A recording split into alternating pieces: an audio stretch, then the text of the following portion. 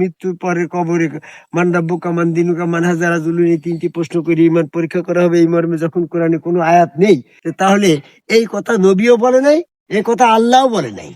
তাহলে এটা তোমরা কার কাছ থেকে পেলে? আজকে 21শে আগস্ট 2026 সালে এই মুহূর্তে আমি আছি লালমনিরহাটের পার্শ্ববর্তী একটা গ্রাম, 2 নম্বর ফুলগাছ। আমাদের ভক্তবিন্দু এখানে অনেক আছে, তার ভিতরে হুমায়ুনের বাড়ির সাথে মাঠের ভিতরে আমার সাথে জুয়েল আছে, তারপরে নূর নবী আছে, শফিকুল আছে, হাতিবান্ধা আমাদের রাসেল চিস্তি আছে, সাথে মাসুম তো আছেই ভিডিও ম্যান হিসেবে। একটা বিষয় সংক্ষিপ্ত পরিসরে আমি বলতে চাচ্ছি, বর্তমান সমাজে আমাদের ইসলামের ভিতরে 2 শ্রেণীর মানুষের অস্তিত্ব দেখা যাচ্ছে।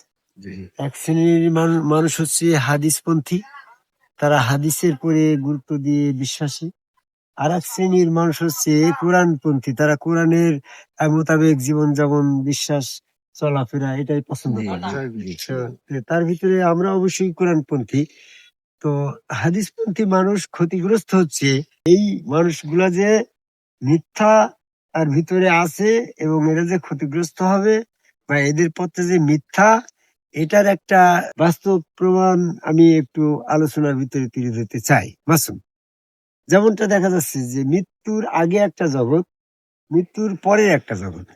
মৃত্যুর আগে নবী মুহাম্মদ সাল্লাল্লাহু আলাইহি ওয়াসাল্লামের জীবদ্দশার কোনো ঘটনা যদি হাদিস বর্ণনায় বলা হয়, ওটারে সত্য মিথ্যা যাচাই করার ক্ষমতা অনেকেরই নাও থাকতে পারে, বা প্রমাণ তদ্রূপ সেখানে উপস্থাপন করা যাচ্ছে না।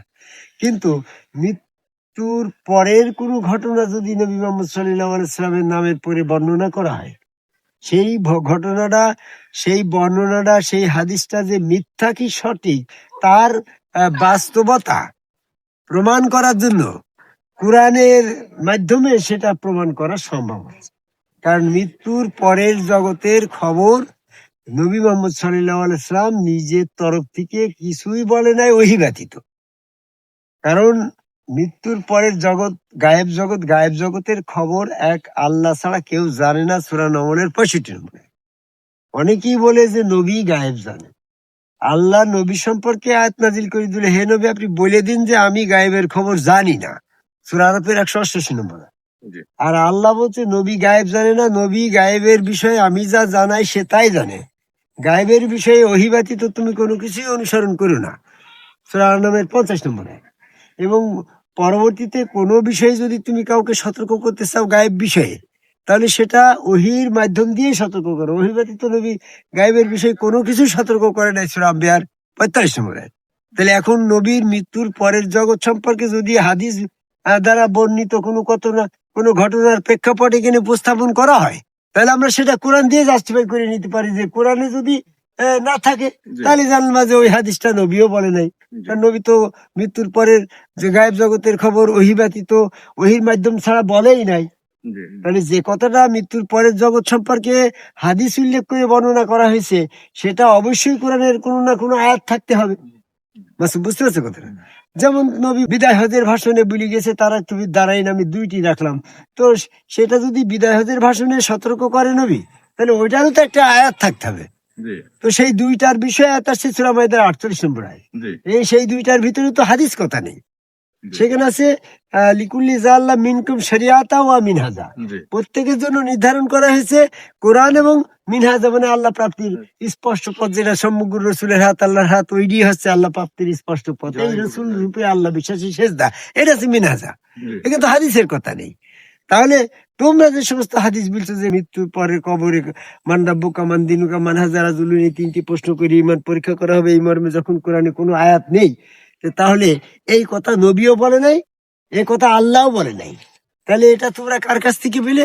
নবীর নামে মিথ্যারোপকারী ওই নিজ হাতে কিতাব রচনা করে আল্লাহর নামে চালিয়ে দিয়েছে। সূরা বাকারার 79 নম্বর আয়াতের এটার স্পষ্ট একটা যুক্তি, লজিক দেখা যাচ্ছে যে ওই সময় নিজ হাতে রচনা করার কিতাবগুলা মানুষকে বিভ্রান্তি করবে বা করতেছিল, এই জন্য আল্লাহ সূরা বাকারার 19 নম্বর আয়াত বলছে, নিজ হাতে কিতাব রচনা করে যারা আল্লাহর নামে চালিয়ে দেয় এরা মিথ্যাবাদী, এরা দুর্ভোগ, এদের কথা শোনা যাবে না।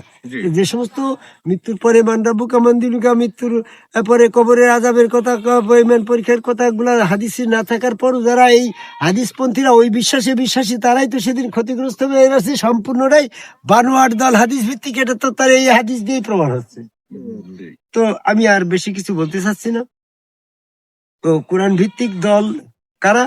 যারা কোরআনে যেমনটা আছে তেমনটাই বিশ্বাস করে, আর যারা কোরআন মানতে যে গাফিলতি করে, আপত্তিকর পরিস্থিতি সৃষ্টি করে, তারা হাদিস রচনা করে হাদিসের ব্যাখ্যা দিয়ে কোরআনকে বাতিল করে।